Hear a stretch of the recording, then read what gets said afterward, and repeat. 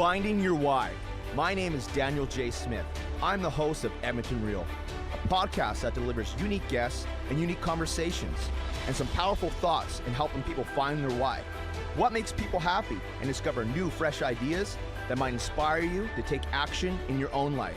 This Edmonton Real podcast may be the platform that helps you change or give you that spark you need to make a change. Let's all grow together. This is Edmonton Real.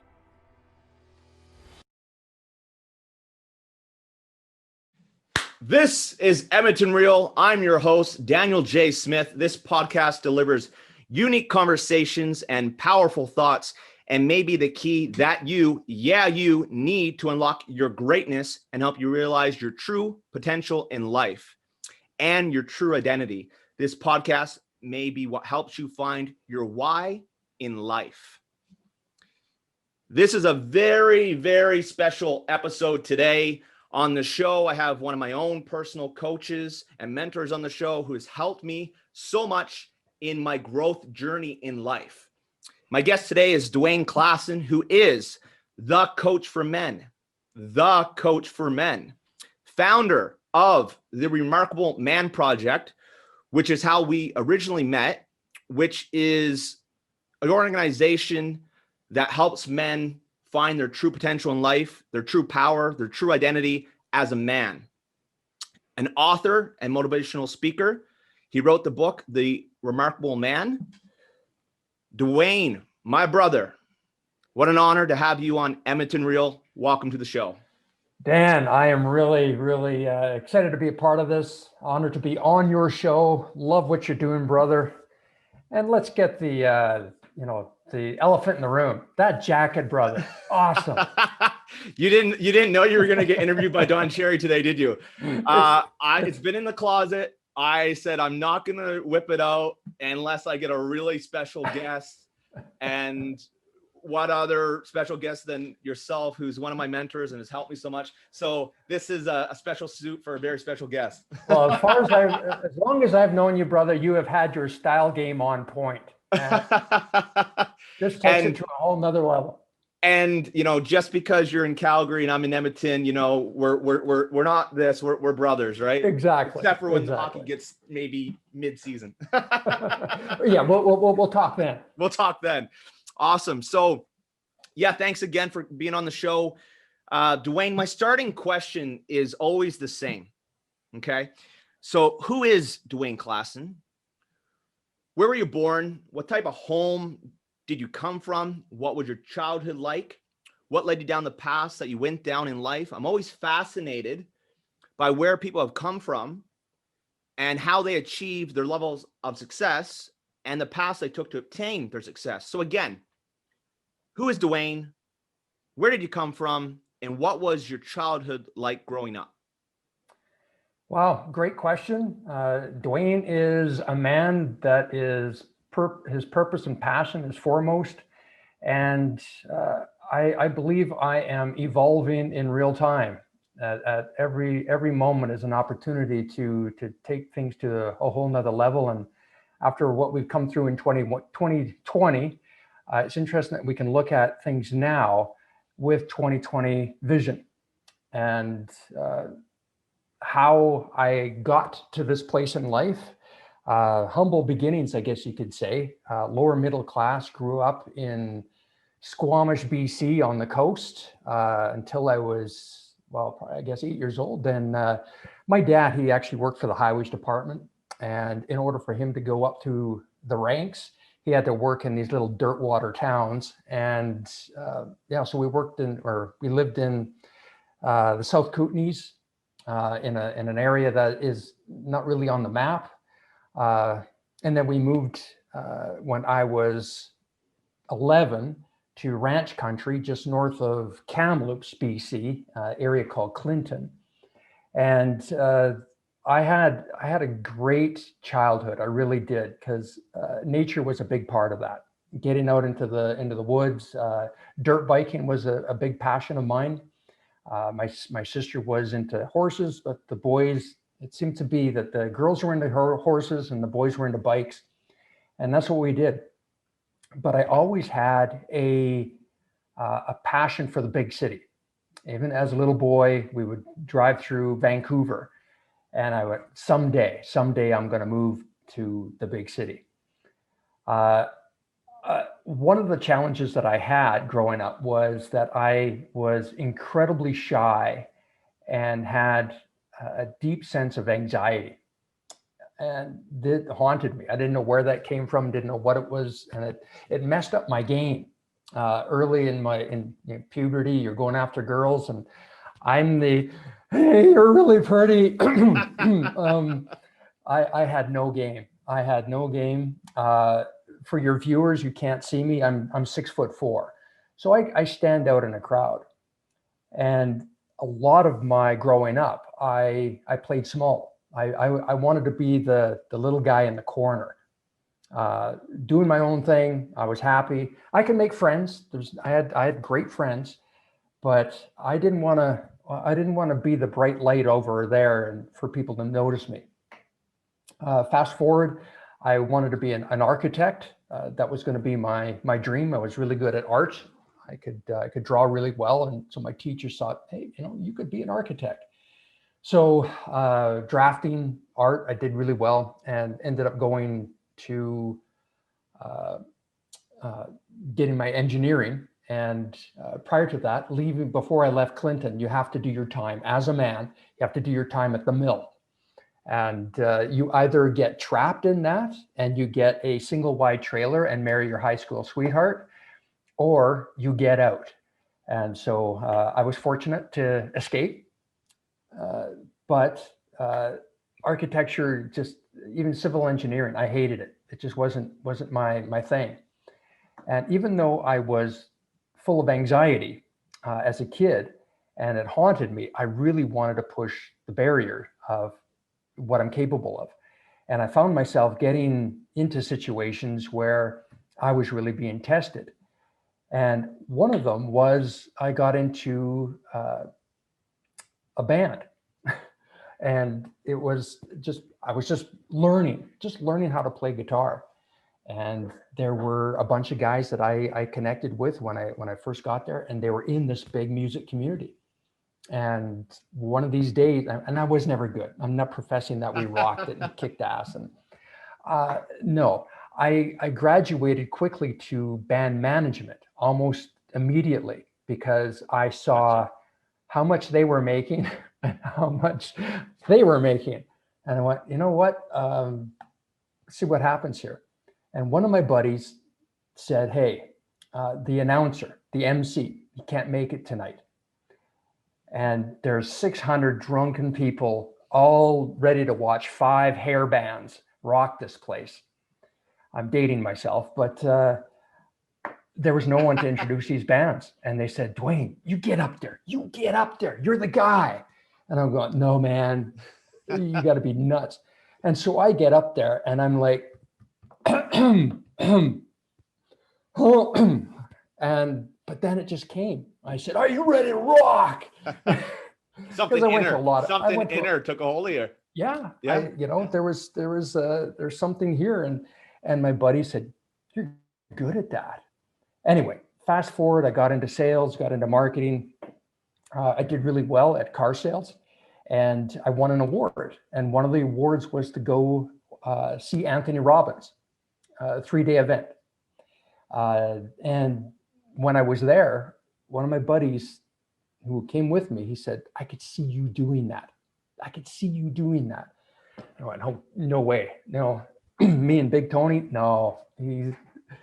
Anyway, I took up Toastmasters. I didn't know what Toastmasters was prior to that. I took it up and I really went deep on it. And I realized that I had a voice within me. And it was Can you explain what Toastmasters is for the viewers, just so they know? Sure. It's probably a 7-8 decade old institution. If you are wanting to be a professional speaker or a presenter, or just have better chops at standing in front of a crowd, maybe it's for your business, or maybe you are best man at a wedding and you want to be able to deliver a great presentation. Toastmasters is a great organization for that, because you learn at your own pace, your own speed, with peers that are at your level, and they're incredibly rewarding. It's something I highly recommend for anyone that wants to go down that road. And also find one that suits your personality, because there are Toastmaster clubs that are, I mean, now we're in COVID, but things have changed, but there are some corporate ones, and there's some that are much more open, depending on where you're at. And so you just got to go and visit a couple. Anyway, so I did that. Right for that. I've seen people where they have a paper in front of them. Yep. They're reading from it. They're shaking. 6 months later, the same guy or girl, chest out, straight up. Yep. And I'm like, is this the same person? Like, complete transformation. So it is quite remarkable what they do. It's fantastic. Sorry, go ahead. No, anyway, I did that. I ended up going into a consulting company that was in Vancouver. I did that for a while, and they were expanding, and they said, hey, we would love to have you come out to Vancouver. And I was in an 8-year relationship at that time that just ended. And I thought, hey, maybe time for something new, a new city. And my sister had already moved out here, so she was already here. And I always came to Calgary from Vancouver. And for your listeners that aren't Alberta based, you don't understand what Calgary and Edmonton look like in the fall, winter, and spring compared to Vancouver. So I used to always come here to visit in the fall, winter, and spring to visit my sister. And I called it Browntown because there was just no color other than brown. And I hated Calgary. I did. I really hated it compared to Vancouver. However, when I got this opportunity, I asked all my buddies, I said, hey, what do you think? And they went, and I was expecting my friends to go, Dwayne, don't do it, stay. And Dan, they all went, change it, do you good, brother. Away you go. I went, thanks a lot. Great. So I came out here with a couple of pallets and started a new life here in Calgary. My sister and I invented a game called Get Talking. We did a run for 7 years with that game. It wasn't like a huge breakaway success. It wasn't up there with Pictionary or anything like that. But it was something that we wanted to do to help people improve their communication. And this circles right back to Toastmasters, because I spent a better part of 10 years within Toastmasters, going up to the ranks. And we modeled this game to help people to improve their communication skills.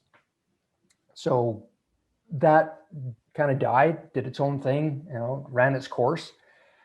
And then I resurrected an invention that I had created in the outdoor advertising space years ago, like 15 years earlier. But the technology had changed. Back then, we couldn't get this thing produced because the technology didn't exist. So I tried it this time, and it was a outdoor advertising concept called the curb cap. And wow, we just, within 6 months, the company just went through the roof. But as great as that was, I began the process of my perfect storm. So in 18 months, I'm married to the woman of my dreams. Like, I've got my goddess. This is great. I'm a dad to a 7-year-old son from a previous relationship. And I've got this dream business that we're just about to go into the United States. All systems go, and we just did a huge raise. So I'm excited. I got everything. But in that 18 months, I found out that I had manifested some less than honorable people to help me run this company. And they were, I'm not going to go into details. While that was happening, I found out my 7-year-old son wasn't mine. And I'm now starting to tank. My mojo is starting to, my identity as a man is starting to tank here. And my fiance is a strong alpha woman. she loves me. She's taking, she understands what's going on, but she's wondering where her champion is. Where's this alpha male? Where's this king that attracted me into this world, into his world? Because I lost my mojo, bro, and I just didn't know where to find it. So I ended up going into the friend zone in my own relationship. She ended up getting a really great opportunity in Eastern Canada. So I said, you got to do this. I got to deal with the court battles with this, and it's getting ugly. You go do your thing. So I ended up winning my company back through the courts, but there was nothing left to save. It was destroyed. So there I was. I had lost everything. And one of my mentors was Les Brown. He says, Dwayne, if you're going to fall down, fall on your back, because if you can look up, you can get up. Get up. So I started looking around. I was looking for support. I was going like, what does a guy have out there that he can lean on? As I knew a lot of really empowered women out there, and they belonged to a lot of great women's organizations. I mean, there's a women's group for every aspect of a woman's life. And I thought, what the hell's out there for guys? What do men have? And I started looking. And then I found a guy that went, Dwayne, I know a guy that knows a guy, and he knows a guy that has a brother that knows this guy that goes to this men's group. Just go check it out. Okay. So I go to this men's group, and Dan, it was like every cliche you could think about a men's group. We're in the church basement, and no disrespect to the organization, but it's a dimly lit church basement, and there's 10 guys in a circle, and they're all lamenting about how shitty their lives are and blaming everyone for their circumstances. And I'm sitting here and going, God, this is not where I want to be. There's got to be a better way. Yeah. And then I get invited to a men's weekend. And I'm not going to mention the name of the organization, but it was the most misogynistic experience of my life. And these guys were all there to claim their masculinity in such a way that they were going to become lions to their girls. They're going to go home and they're going to claim the household. So there's 40 some guys, various levels of awareness. And there's a lot of these guys that are, yeah, I'm going to go home and I'm going to take her now. It's going to be my change. I'm going to be the king again. And I'm going, oh God, there's more work that needs to be done. You can't use this and go home and try this on. She's just going to go, oh, I see what you're doing. Oh, isn't that so cute? You trying? No. And the other part of that was, drumming naked in the forest. I mean, how does that help a man deepen into his masculinity? That's how I was processing it at that time. So there it was. I had a choice, church basement or drumming naked in the forest. And I went, there's got to be more for men. There's got to be more for the leaders out there. There's got to be more for men that are grounded in a big part of who they are, that want more. So I was reading a David Data book, and it was The Way of the Superior Man. And I went, wow, this guy's so on point with what I'm thinking, how I'm feeling. And my sister was the one that inspired me. She says, Dwayne, you have all this. You know this. So I wrote the book, the Remarkable Man. Boom. Boom. Boom. And there it is, brother. There it is. There it is. Got a fist pump you there. Yes, sir. As I was writing that, Dan, I realized that, wow, there's a global epidemic happening to men. And I realized that it wasn't just me going through my perfect storm. I realized that men around the world were going through theirs. And more men were feeling more frustrated, more confused, more challenged as to what it means to be a man in today's world than ever before. And on the flip side of that, women were doing this trajectory. And, they're unstoppable. They were doing amazing things, good, bad, or indifferent, or good, bad, or ugly, depending on where you're at. This was the relationship landscape that men and women find themselves in. But this is what ends up happening, is that we are at loggerheads. Men and women, like never before, are just butting heads. And so I knew I was onto something. And this book became the catalyst of creating the Remarkable Man Project in 2012. And then subsequently we created the chapters, and we started rolling in Edmonton. And I met you a few years after we started our chapter in Edmonton. And you were a pivotal part of our expansion into Edmonton. And you helped a lot of guys, and you mentored many of them. And I really always appreciated your sense of passion for what it is you wanted and what it was you were going after. No, I appreciate that. I actually have a great story that I don't even know you heard.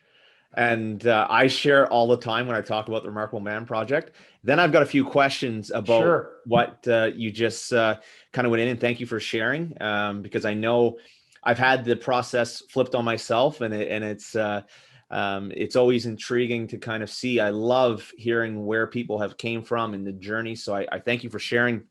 And before I get into my story, though, I have a what we have in common section. Okay. So we have a little bit in common. I watched some footage on you, did some research to prepare for today. I noticed we have some things in common, so I'm going to list them off now. Both live in Alberta. Both have coach men currently. Mm-hmm. Both have owned multiple businesses.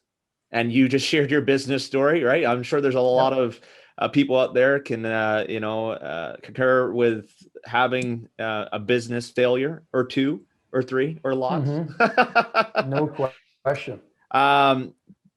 Both been to Tony Robbins events. That's how I actually got into when I was a teenager, and I was reading Tony Robbins magazines when I was a teenager, right? Here's the big one. Both are passionate about transforming our own lives and other people's lives.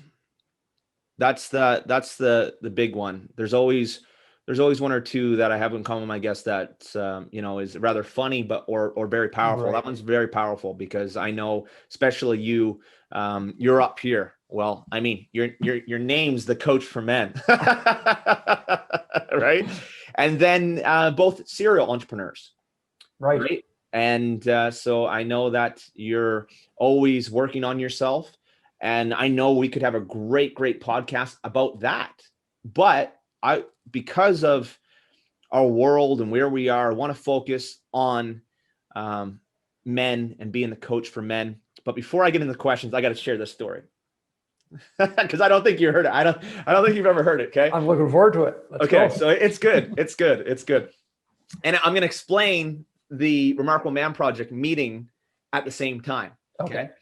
So for the viewers, there is a website called meetup.com, and it's not a dating site. Meetup.com is pretty much in every major city. In Canada, it's going to be in Calgary, Edmonton, Halifax, Vancouver. I'm pretty sure it's in Halifax. In the States, it's going to be in every major city, LA, Miami, New York, whatever. And what happens is you go on there, doesn't matter who you are or what you're into. It can be real estate investing, law of attraction, checkers, hiking, running, doesn't matter. Pre-COVID, you'd go on there, whatever you're into, there'd be already organizations and meetings. And if you liked what you saw, you'd sign up and you'd go and you meet people that have the same interests. So I'm always evolving, and I'm always going to a lot of real estate because I do real estate as a profession, but I also want to, walk into my power as a man. And I same as you, right? I couldn't find anything for men. So I go on meetup.com and I saw Remarkable Man Project. And in the verbiage, you had men talking about feelings, emotions, and business. And I'm like, this got to be good. So I'm just like, okay. So the first meeting I go to, okay, I go in. There was actually a pretty good crowd. There's probably about 15 to 18, maybe 20, around somewhere between 15 and 20 guys. And also well, right? You go around, you talk about who we are right quickly. Then we go into business. Then we get into the deep stuff, right? And there was one guy that was dressed to the nines. I don't even remember his name because I don't think I seen him there another time. But anyways, he was dressed to the nines, right? Gucci suit, and we were all like in awe of this guy. Like he looked like $1,000,000. We're like, this guy's rocking life, right? So, anyways, we go around, we do our business round, and we do that, and then we get to the point where the floor is open, and if a guy has an issue, as you know, because you run the meetings, right? The floor is open. And if they have an issue, they can bring to the table because maybe a brother in the room has dealt with what they're dealing with and can help. So the floor is open. It's crickets. Nobody's saying anything, right? And everyone's just kind of looking at each other. And this guy speaks up and says, I'm going through a divorce. I am going through a bankruptcy. I'm depressed and I don't know what to do with my life. And we were just like, because we thought that out of everybody in the whole room, we thought this guy was the one that was rocking life. But it just goes to show you just never know what stuff is going on the inside, right? So by far the most powerful meeting I've ever been to in my life. And I've been to some I've met with some, big names. You said Les Brown. I've met with some big names out there, right? And had some really powerful conversations. But I'm telling you, when you get that intimate with a group of men, it can be very, very powerful, right? So I commend you and thank you for being that voice and being able to help men. And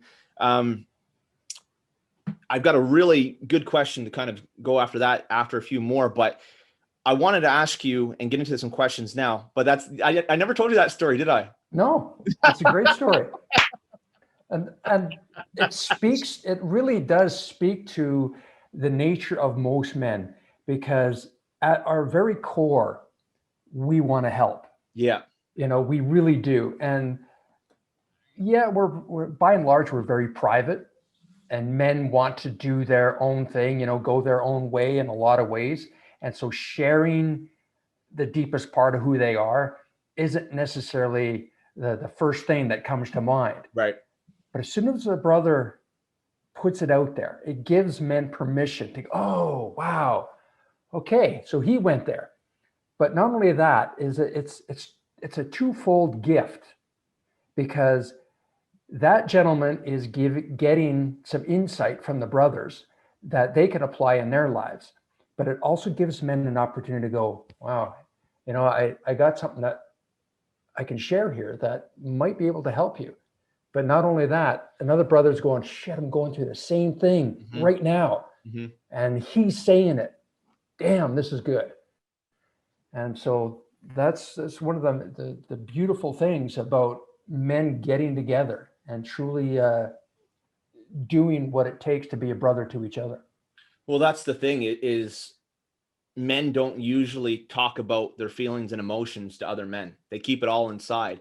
And when they keep it inside, that can do a lot of damage, as you know, right? So I'm going to get into some questions about the topic that we're discussing. And what are, Dwayne, some of the best practices that can help a man show up better in all aspects of life? Number one thing is take responsibility for where you're at. As it's so easy to get off our game and point fingers, blame others, but there's always three fingers pointing back. And taking responsibility is not the same as blaming. So many men get that wired that, hey, wait a minute, I'm not responsible for that.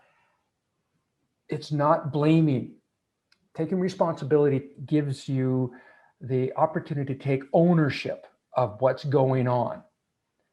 And it could be as simple as, how your day is unfolding, or it could be a car accident. It could be something really big is going down in your business or in your relationship. And instead of projecting whatever's happening onto others, sit with it. All right. How am I responsible for this? How did I allow this to unfold this way? And I believe even Grant Cardone does a deep dive on this in his book, 10X. Does, yeah. And it can be into the little bit of minutia of leaving 3 minutes late, and had you gotten up, done your morning routine, did the things you were supposed to do, you're supposed to do, got in the car on time, it would have been clear sailing. But no, you decided to get on your phone. Maybe you decided to have an argument, got delayed, and now you're heading down and someone cuts you off and there's a car accident.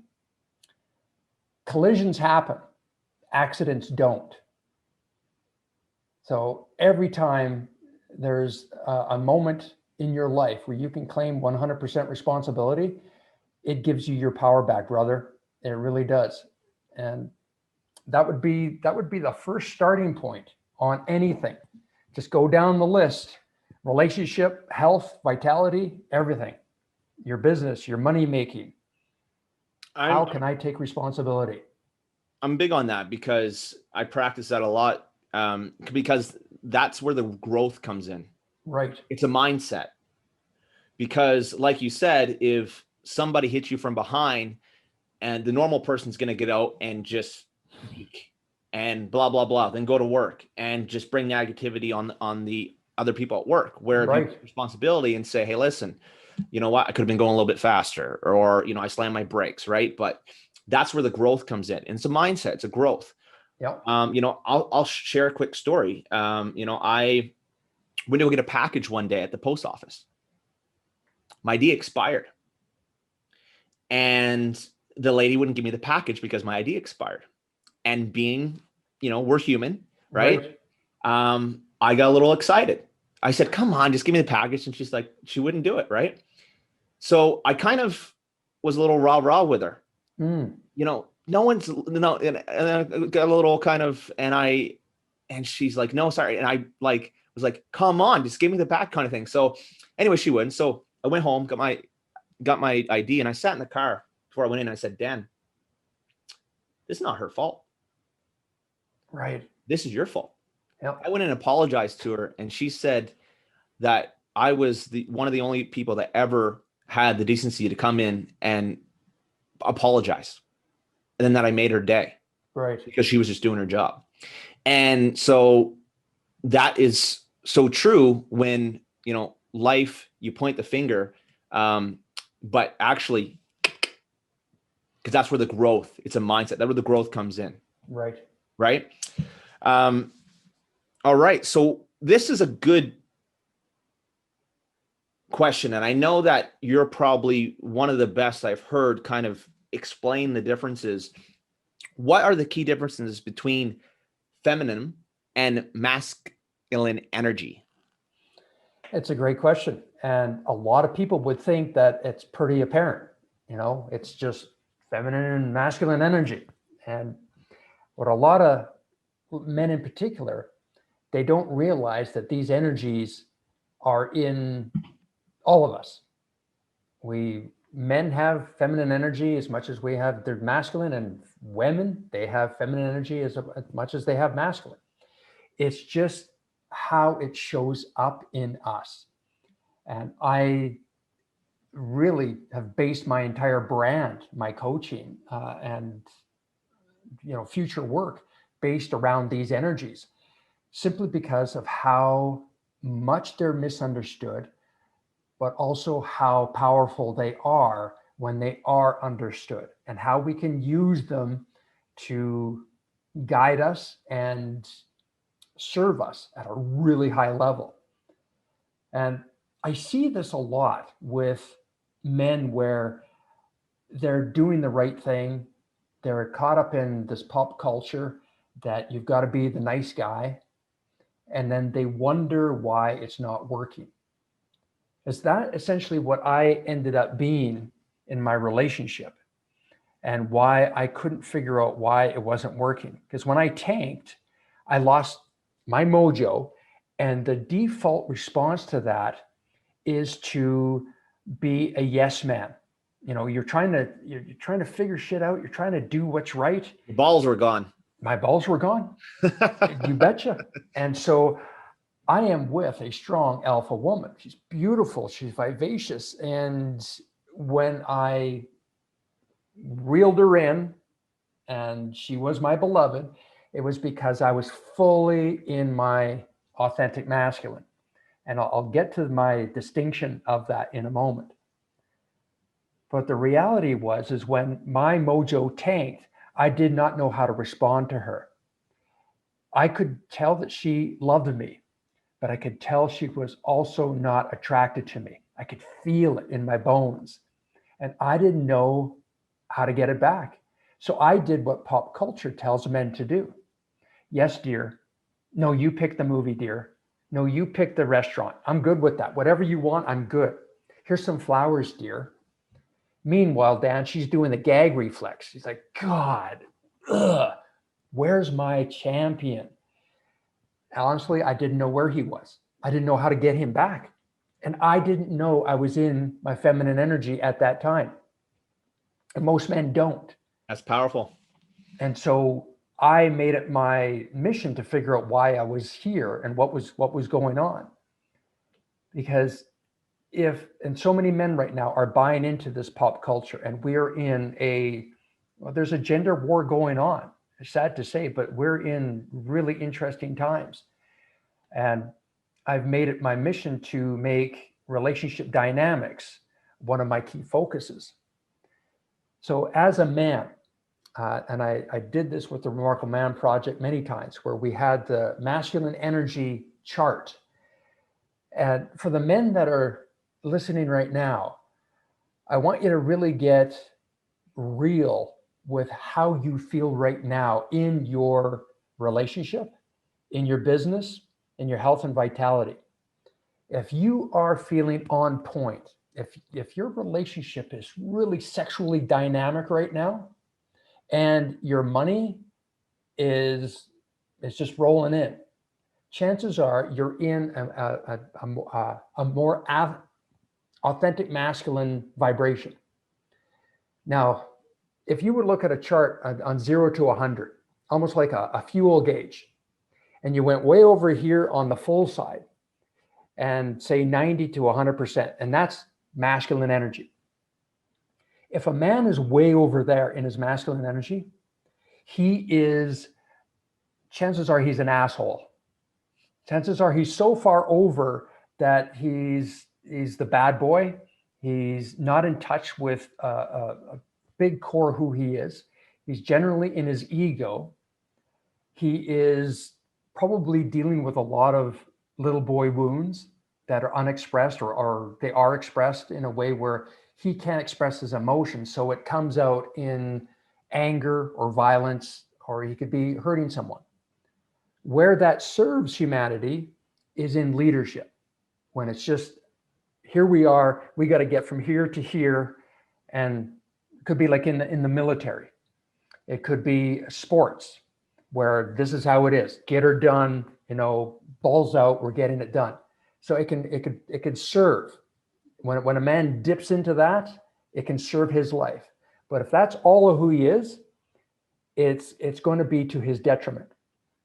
Now, let's flip over to the full other side of the spectrum, full on feminine energy, say 0 to 40. When a man's in that, there's probably a very feminine quality to him. And let's just make sure that we're talking about heterosexual men here. But it doesn't matter what your orientation is. Masculine and feminine energy is in all of us. It doesn't matter. But let's just focus on the heterosexual dynamic. So if a man is 0 to 40, he's probably very wishy-washy. He can't make a decision if his life depended on it. And he would throw everybody to the side to get out of a burning building, and screaming all the way, right? And that energy does not serve a relationship. It's really difficult for men if he's too far in his feminine energy, because he's very indecisive. And that doesn't serve pretty much any aspect of his life. Now, where most men reside is that 40 to 60% in that masculine and feminine. We're almost right in the center. And most people would think, hey, that's where we're going, right? That's the yin and yang. We're seeking balance. However, if you were to actually look at the yin yang symbol and you put a line straight down the center, it's actually not 50-50. What it actually is about 30% of the masculine, or sorry, of the feminine bulbs out into as a man, and then on the woman's side, 30% of her feminine bulbs out into the masculine. So the perfect ratio for a man is 70% in his masculine, 30% in his feminine. And this is what I call heart, or the authentic masculine. Whereas on the other side, it was the egoic masculine. And on this side, it's the feminine energy that's not serving him. But both sides are the ego. Both sides are actually very egocentric, because one's preventing him from being all he can, as this one is. Now, most men right now, because we're in this balance, a lot of men are projecting out that there is this sense of polarity that's not serving them. They're just existing. They're just there. And because women are more into their masculine right now, not because it's cool, it's because they have to be. So many men right now are not wearing the pants in their relationship dynamics. And they might be with a woman that is just okay with that. But I guarantee you there's no sexual push-pull tension. And for a lot of men that are going through that right now, that's what makes a relationship thrive. Yes, you can be friends. That's all great. And, to have a great lover, you need to be friends. But at the root is sexual chemistry. And that's the draw.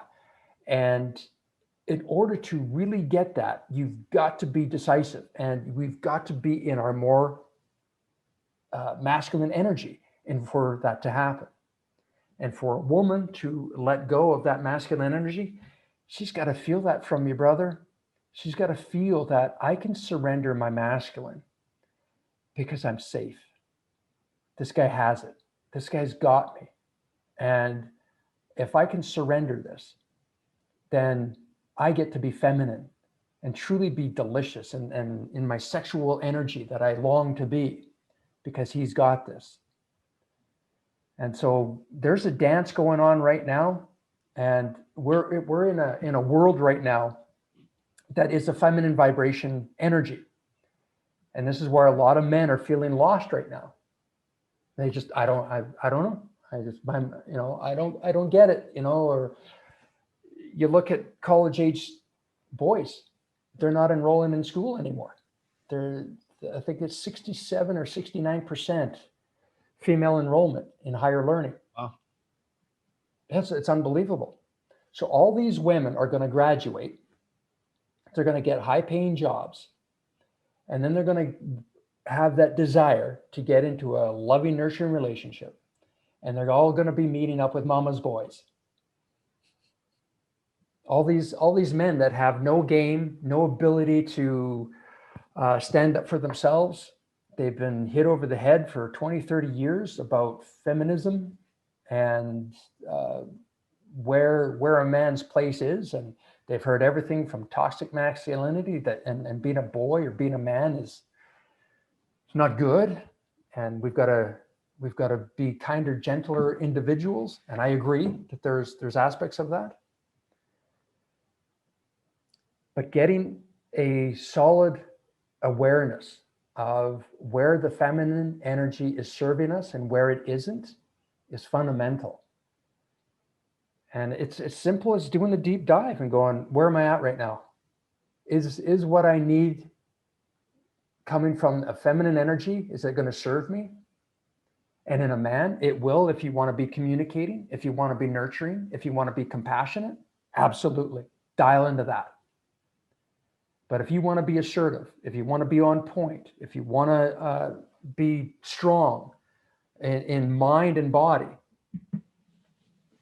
You got to amp up that authentic masculine, So and that will serve you at such a high level. I think for a lot of people, especially men that are going to be watching this, they've never heard this conversation before. Oh, guaranteed. And so I want to just make sure that we're all on the same page. So, and thanks for explaining, because it's true. And what I think you're saying is, if a guy's 100% masculine, he is too much to handle. His shit don't stink. He's not genuine. He's not nice. He's not opening doors. He may be abusive, and he's just way, way, way over here. Then on the flip side, if you have a guy who's totally a feminine guy, he is a pushover and can't make decisions, isn't showing up as the man in the relationship. And a lot of times the women are going to be like, well, I'm doing everything. I'm making the decisions for our family, what have you. Mm-hmm. And then, what happened, exactly what happened to you, right? Yep. So the sweet spot is a man that's more masculine, 70%, but at the end of the day, it still has feminine qualities where he's sweet, nurturing, loving, and what have you. Is that the gist of it? Absolutely. He knows how to access what energies is going to serve him in a given scenario. And I call it the authentic masculine because it's heart-centered masculine. We're still strong. We're being decisive. We're making things happen. We're getting things done. And we can help others do the same. But we're also able to have that compassion, understand where people are at, and be able to help them navigate from a place of, yeah, I get you, brother. Or, I understand what's happening, or in relationships, or to the dads out there to really parent at a high level. So powerful. I'm going to switch gears just a little bit, but that's a great segment. And I mean, there's probably you can peel back the onion and go many layers if somebody wanted to study just that specific energies, right? Mm-hmm. Masculine and feminine energy. Geez, I'd like to say that you're probably an expert in the field, because I've never heard anyone explain it like that. So it was very, very powerful. Thank you. Being the coach for men, you get a lot of calls that are probably intense from men and a lot of different situations. What is the hardest call you ever had to take? Something where a man was dealing with and having a hard time in life? What's one that sticks out? Well, I've had one where a client of mine, basically the call came from his wife. Actually came from his wife, and that he was incredibly abusive. He was hurting the children. He was doing a number of things that were just not in keeping with who this man was. Now, in his defense, he had suffered from really deep PTSD. And so there was that. And he was on a number of different drugs to help manage that. Depression was a big issue. And he had lost several of his brothers in his regiment over the last year. So when I got the call, not only did I have to make sure she was okay and that she was safe, that my brother, my client, wasn't going to do anything further to exasperate the situation or cause harm to even himself. And through probably about an hour of a very powerful, very deep conversation and accessing my feminine energy in that situation to bring out that empathy and compassion, it saved the whole family's life, because this was going to be a 11 o'clock news story of pure tragedy. As I was talking to him, he had mentioned that it was going to be a murder suicide. Wow. Yeah, and this was going to happen, and it didn't. Thankfully, I was able to expand the coaching to get her and the kids out and work on him separately, and yeah, it was quite a process, and probably one of the calls that goes down as the most challenging, because my client or lives were on the line, and then I am not a psychologist. I am not a police negotiator. I don't have all these skill sets, of Freudian philosophy and whatnot. I'm a fan, but I don't have the awards on my wall or the diplomas. So this was a real challenge for me as a coach and as a man, and as you know, I become good friends with my clients. So dealing with this situation was intense, but I'm grateful. I'm honored that it unfolded the way it did.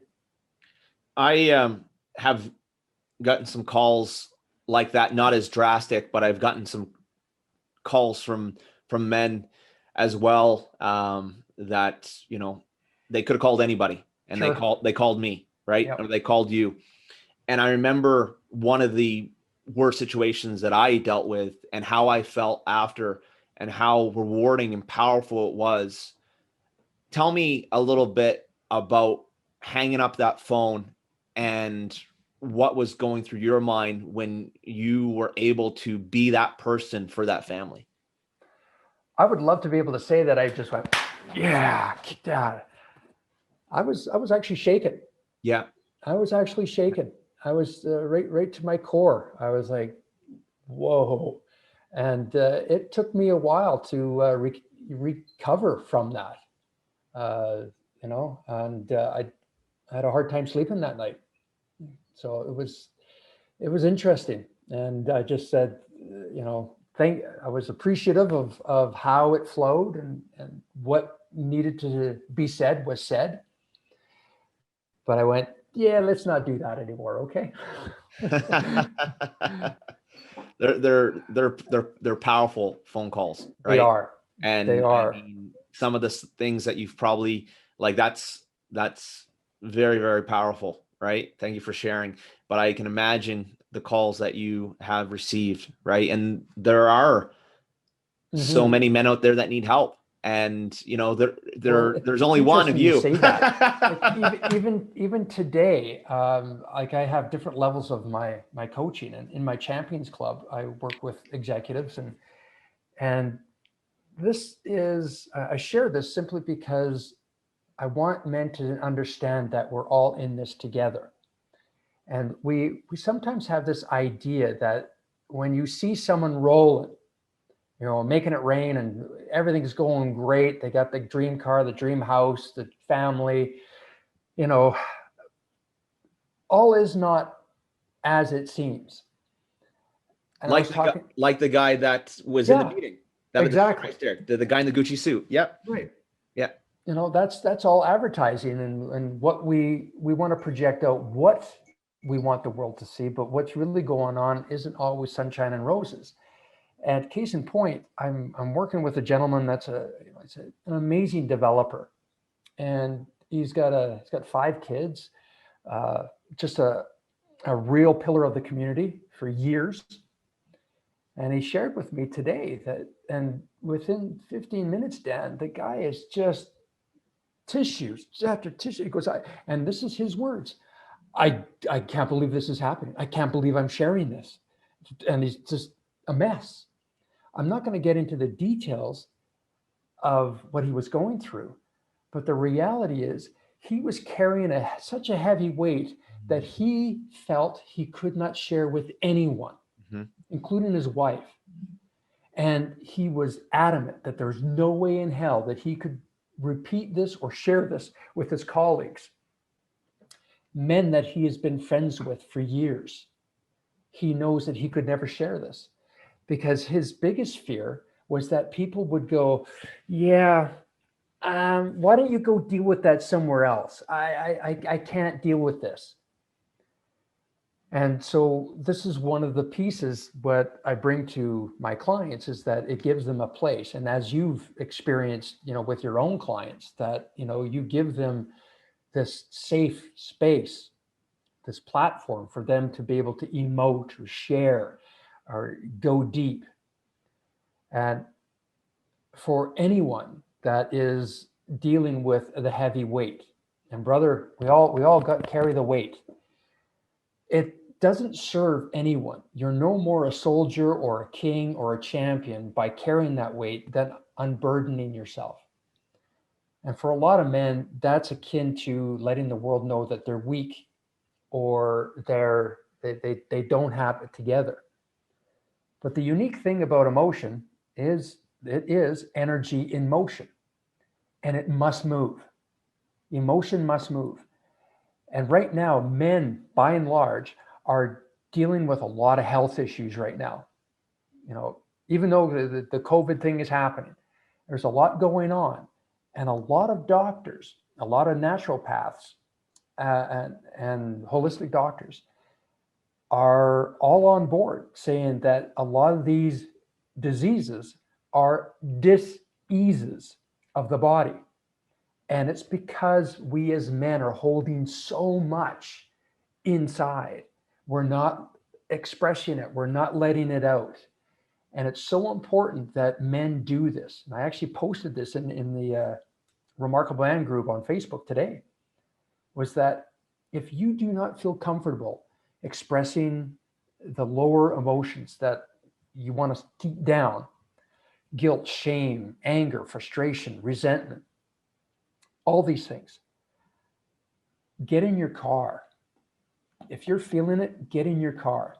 Because if your car is even 10 years old, they have some of the best soundproofing imaginable. They really do. And if you can be in your garage, great. If you can't be there and the family's going, what's dad doing? What's going on? To just drive somewhere that you feel is a good space. Because the car's your place. And this is where you lower the visor, get the mirror out, and just let yourself hear it and let yourself have it. And I also recommend that if you're going to do this deep work, take a cushion with you. Because there's other ways of expressing that men are unique with. And that is we've got to get it out. And sometimes that's in physical ways. And we want to do it in a very healthy way. And beat the shit out of that cushion. And if you have a heavy bag at home buy a heavy bag, it's a great way of getting out that aggression so that the people you love don't get it. And I'll end this piece on this, is that you might be in a relationship that you are concerned about talking to your beloved about. This goes back to the masculine and feminine. As a remarkable man that you are, it's important to share what's going on with you. But don't share when you're in your emotional body to the point where you're just just the waterworks are happening, but you have no solution. And all you're doing is using her as a sounding board. She might be going, oh, I love it when a man really gets close and he can express himself and his feelings and it's all Hallmark card. That's not necessarily true. A woman still needs her man to have his shit together. Yes, she wants to be that, oh, it's going to be okay, honey. Honey. And then it gets icky. And then it gets icky. There's a point of no return. And if he gets too into his emotional body with her, now she's lost her man. And now the little boy has come up. So when it comes to emotion, share, go deep rather than wide. So you don't want to be, doing this emotional body stuff for a long period of time. Go deep. Oh, honey, thanks for listening. Cry if you have to. Wow, this is triggering me. All the stuff is coming up at work, and this and this and this, and whoa, wow, this is really coming. And you're just being real. Wow, whew, this is, whoa, holy, and oh, she's seeing the tears. Oh, come here, but you're not this blubbering mess. If there's a death in the family, a deep, sorrowful loss, absolutely. But I'm just talking about the stuff that's going on in your world. What you do is say, honey, thank you so much. I thought about this in the car home, that I'm going to do this and this differently. Tomorrow I'm going to talk to so-and-so at work. And I'm going to set things right. I'm going to do this. And then she's like, oh.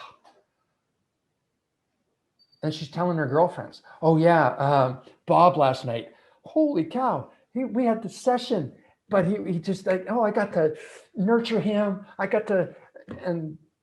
But he's on it. He's got his shit together. And now, because she got to do that, the feminine, she wants to give tenfold in return. That's how the feminine's wired.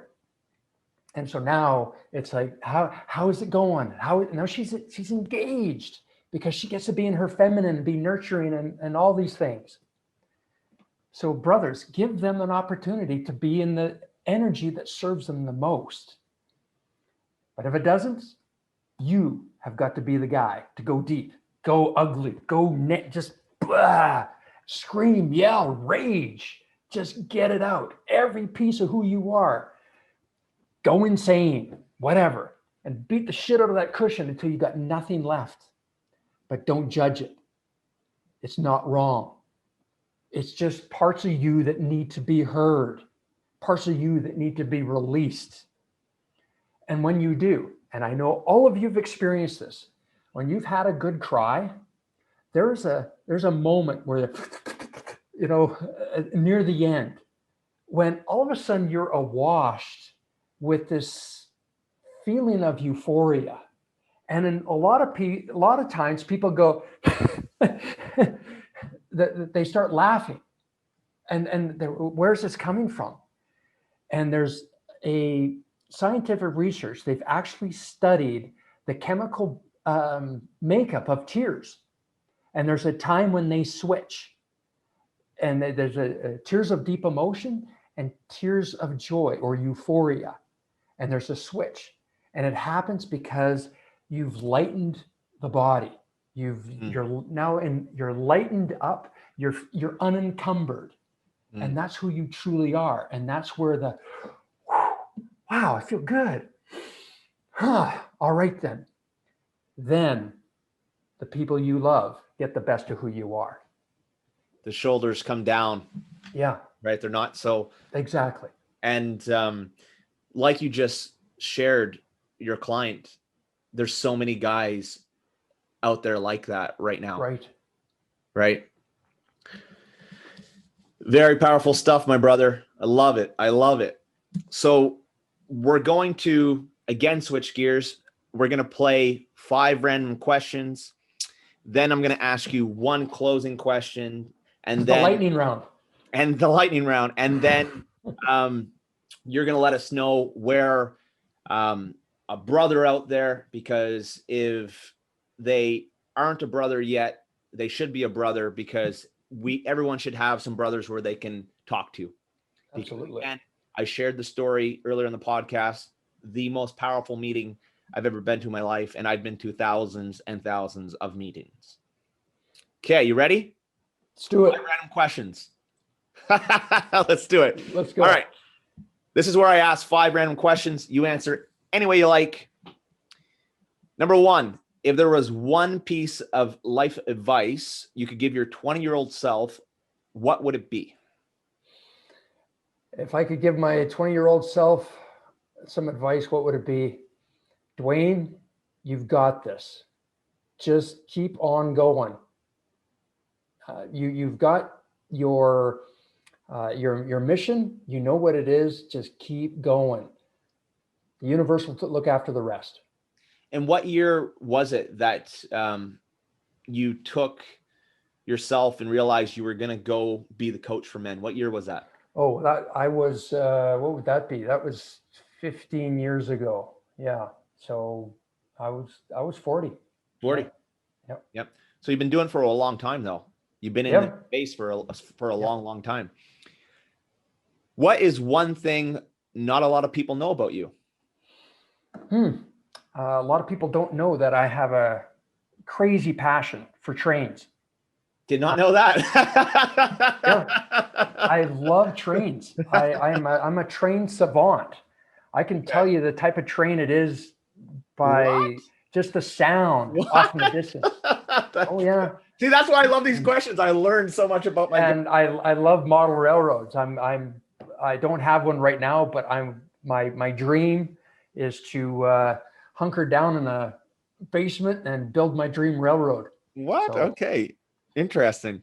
Number 3, what is the coolest, funniest, most unique, or best nickname anyone has ever given you, and what's the story behind it? I think it was Hands. Hands, okay. Hands. Now, hang on. It had nothing to do with women or my romantic. Nothing like Trump. Nothing Trumpish. No. It was during my formative years when I felt the most insecure of who I was. We used to play football. This is, I lived in a small town, so it wasn't organized football, but all the boys would get down to the park and we would play. And even though we didn't wear helmets or gear, it was tackle football. And some guys loved to really, let you know that it's tackle football. However, as I was growing up, like I said before, I'm 6'4", and there was a time in my life where I grew so fast that coordination was not my thing. It really wasn't. So, but I could run like a gazelle. That was my superpower. Anyway, it was late in the spring. Okay. And we're playing in the evening, and the sun had already gone down, and there were lots of twilight. But we knew within 15 minutes it's going to be dark, right? So we have the ball, and my buddy's the quarterback, and I think there's 8 of us aside, and he says, "Dwayne, just go, just go, and I'll get it to you." And I just, okay. And I was not a great player because I could run, but there was a little thing called catching that I still hadn't mastered.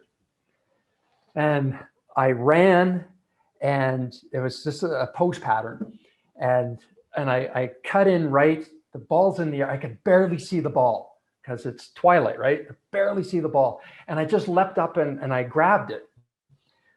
Got the touchdown, and they're all laughing. And I go back to the guys, and they're high-fiving, and they're laughing. They're going, what's going on? They said, well, we just threw it out there. And then all of a sudden we see these massive hands. That's all we could see is your hands shadowed against the mountains. These massive hands, and the ball just went in there, and then boom, it was down. So after that, I was Hands. Your Hands. Okay. I was Hands. It's always interesting how the nicknames come about, right? Awesome. That's good. That's good. Number 4, who is the most famous person you've ever met in your life? Who is the most famous? Well, I've met Anthony Robbins. Yeah. But when it comes from a star power thing, I guess it would be I partied with the guys from Def Leppard, Joe Elliott, the guys from. I seen Def Leppard live. The one-arm drummer. Yeah. Insane. Well, insane. I actually one arm. What? Back when I was doing the music thing. Yeah. One of our bands won the Battle of the Bands. Nice. And the award, what they won was studio time. at a big studio in Vancouver. Nice. And back in those days, Vancouver was a hotbed for recording artists. Mm. They had some of the best producers and studios in the world. So every hair band was coming. But our studio time was like 1 to 3 a.m. Right? So because we got don't even need to see it anymore than that, right? we got the garbage studio time because like a small little studio. But this particular studio had the big one, and then the next big one, and then upstairs on the mezzanine they had all these other studios, and that's the ones we were going to go with. And we would get a junior producer to work the board. And anyway, we're out there. I guess about 2 a.m, and they have this balcony outside of the studio area, the lounge area, that runs the whole length of the building. And we're out there, and I'm dating myself at that time, where we were smoking one, and we see some shadows at the other end, and I wonder, and you could see the cherry glowing over there too. And then they wave, and then they walk towards it. We're walking, and there they are. It's Def Leppard. And I went, holy shit. And so we got to hang with them for a little bit. That's good. That's awesome. What year was that? Oh God, that's 89. 89. I was born in 85. Actually, no. What was it? 86. Hey, Dwayne. Yeah. I was born in 85. But I wear it well. I'm a big Def Leppard fan. Like I wear it well. I'm old school, right? I love Grateful Dead, The Doors, Janis Joplin, Hendrix. Oh, awesome. I'm CCR. I'm in the old school tunes, even blues, 1940s blues. I love it. All right, number 5. This is always the most interesting question. What would be your last meal if you were on death row? What would be a few things that you'd like to eat if it was like this is the end? Huh. Well, it would be a surf and turf platter. Surf and turf platter. Yeah. It would be an amazing cut, but it would be lobster tails, and it would be scallops, jumbo shrimp, baked potato with all the fixins. Jesus, like we planned this beforehand. I don't think anyone's answered it this precise before.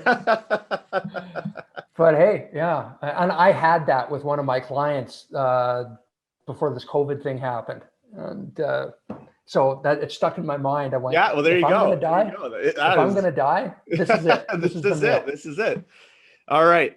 So before we finish up here, Dwayne, with all your teachings and learning, what is one key message that you can give in life to help all the people out there listening? And I know we've been focused on men because you're the coach for men, but as a global scale, men, women, all over the world, and everyone that's listening, with all your learnings, like I said, studying people and thousands of people you've helped in the world, what is one key message that you can give to the people out there in life? No pressure at all. No pressure. One of my favorite quotes in the whole world is, "You don't get what you want, you get what you are." And that's from James Allen, As a Man Thinketh.